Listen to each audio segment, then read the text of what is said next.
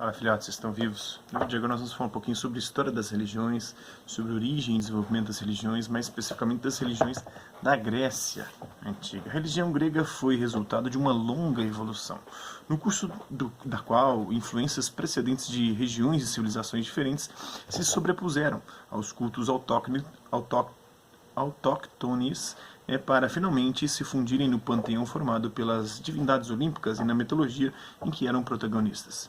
Atena, uma das deusas principais da mitologia grega, a deusa da sabedoria e da guerra também, filha de Zeus, teria nascido da cabeça de Zeus.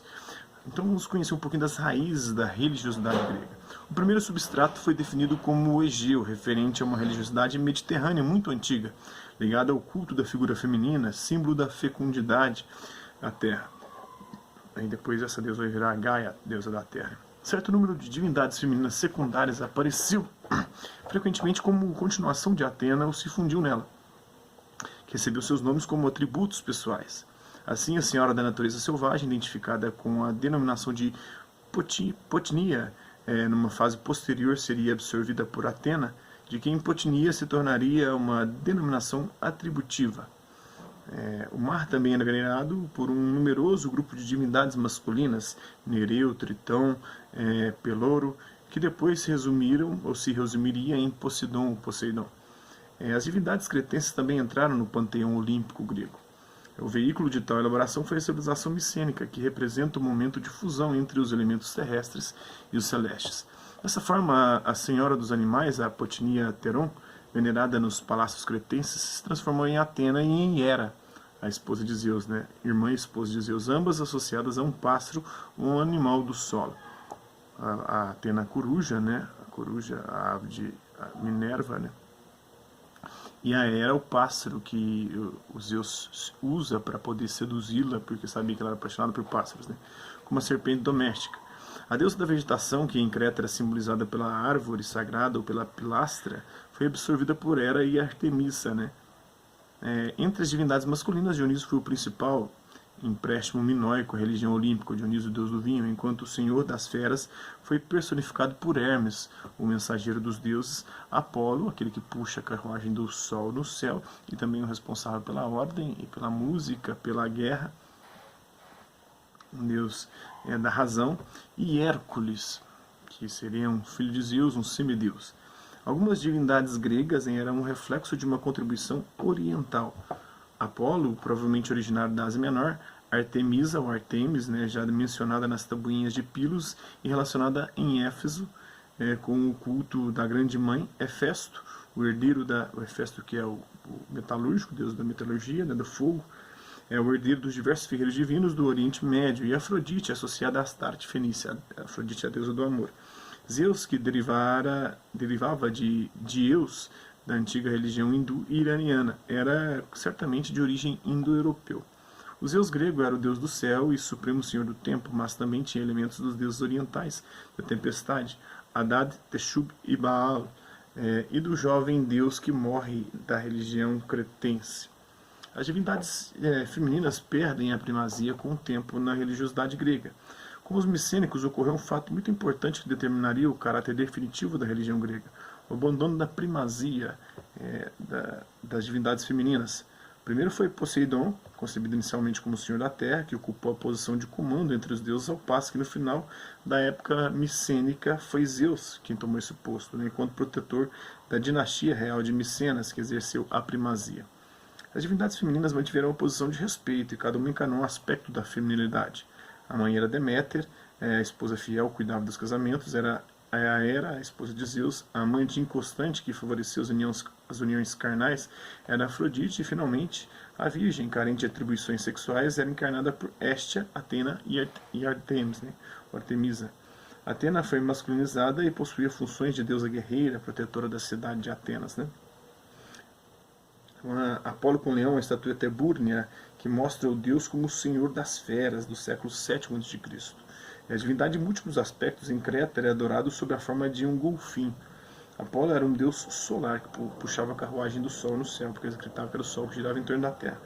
E um arqueiro também, que com suas flechas provocava a peste, as doenças. E era um oráculo também, era um deus das profecias que previa o futuro. Vamos conhecer um pouquinho dos testemunhos literários, né, de Homero e Hesíodo. O primeiro testemunho literário importante relativo à religião grega são os poemas de Homero, a Ilíada, que narra a Guerra de Troia, e a Odisseia, as aventuras de Ulisses, de Odisseu, em que se encontram os deuses e os heróis Aquiles, Heitor, Paris, Helena, Zeus, Hera, Poseidon, Atena, os ciclopes, os gigantes, que povoavam a mitologia helênica. O mito principal narrado nos poemas homéricos é o troiano, que remonta às causas da Guerra de Troia e a disputa entre as deusas sobre quem era mais bela, mais linda. O príncipe troiano, Paris, era o juiz da contenda e deu a vitória a Afrodite, a deusa do amor, em vez de Helena, esposa de Menelau, rei da Espanha, considerada a mulher mais bela do mundo. O rapto de Helena induziu todos os chefes aqueus a reunirem suas forças e marchar sobre Troia. A guerra duraria 10 anos e acabaria com a queda da cidade, graças ao estratagema idealizado por Odisseu, Ulisses, que é o cavalo de Troia. Os heróis gregos regressaram à pátria, mas nem todos chegaram. Um bom exemplo disso é a Odisseia, da qual Ulisses Odisseu é o protagonista. Neste mito se originam muitas outras tradições e ciclos mitológicos que convergiriam no patrimônio da grande tragédia clássica grega. Em Homero já aparecem formulados os conceitos típicos da religiosidade grega, a justiça, a ideia do destino e da divindade. Os dois poemas homéricos se fundamentam na contraposição entre a justiça e o seu oposto, a híbris, o desafio aos deuses. Devido à híbris, Agamenon ofendeu Aquiles, cuja ira provocou muitas desgraças aos aqueus na guerra, na Ilíada. Da mesma forma, o exílio longo e aventureiro de Ulisses na Odisseia foi o castigo dado por Poseidon, a híbris do herói que desafiou Deus, que o havia ofendido cegando o seu filho, o Polifemo, o Ciclope, e ridicularizando-o. O nascimento do mundo e dos deuses foi tema de outra obra da Grécia Antiga, clássica, da Grécia Antiga, a Teogonia de Hesíodo. Este poeta também retomou a tradição e a reelaborou, partindo precisamente da Homérica. O método de Hesíodo foi o de ordenar e selecionar os mitos. Sua narração se inicia com o caos absoluto, Deus primordial, que havia ao princípio. Depois nasceram a Terra, Gaia, e Eros, o Deus do amor, princípio da reprodução sexual. E desde aquele momento cada ser teria um pai e uma mãe. Esta primeira narração, que do nascimento do dia e da noite, chega ao de Cronos, o Deus ou Titã do tempo. Se acrescentaram outras genealogias, entre elas a dos acoplamentos de Zeus, que derivam todas as divindades olímpicas.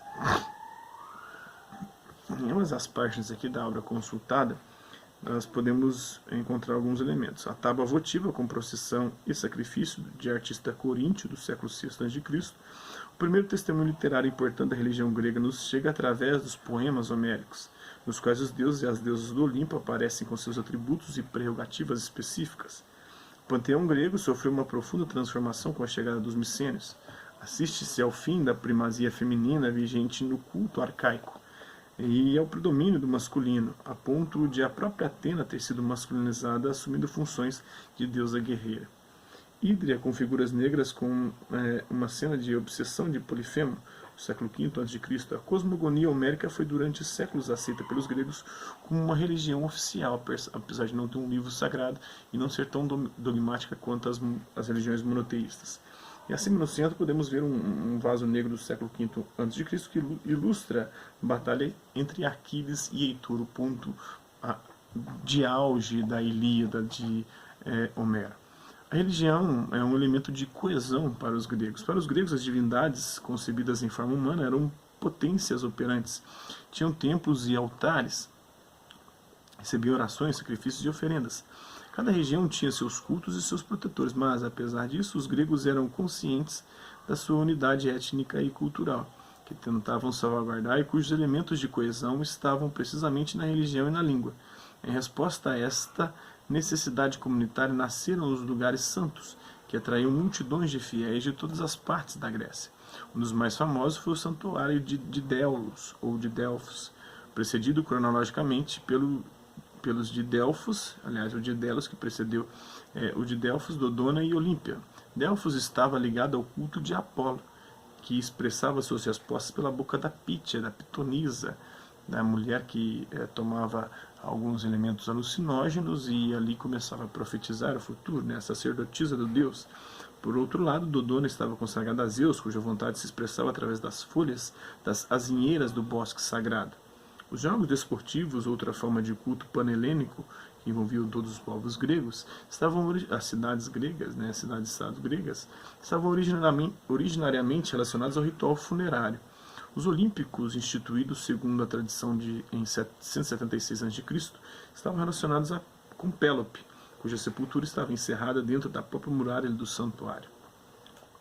E os gregos também vão ser os primeiros a fazer uma contraposição ao mito, buscando o logos, né, a razão e mito. A capacidade criativa do homem grego não se esgotou no campo artístico e religioso, tendo se expressado plenamente no pensamento filosófico. A filosofia grega nasceu no século VI a.C., o mesmo que registrou o florescimento do pensamento em outras regiões do Oriente, a era chamada Era Axial, pelo Karl Jaspers. O problema fundamental de onde surgiu a reflexão foi a pergunta relativa à origem das coisas, que encontrou no mito a primeira e mais espontânea resposta. As primeiras especulações filosóficas, baseadas no logos, no pensamento racional, na razão, e no mitos, narração fantástica ou religiosa, a narração sobre as origens e que atribuem essas origens a divindades, foram as realizadas no âmbito da escola jônica, cujos membros Aristóteles definiu como antigos fisiólogos, aqueles que estudavam, né, a physis, a natureza, o princípio e origem de todas as coisas da natureza, e buscavam um discurso racional sobre isso.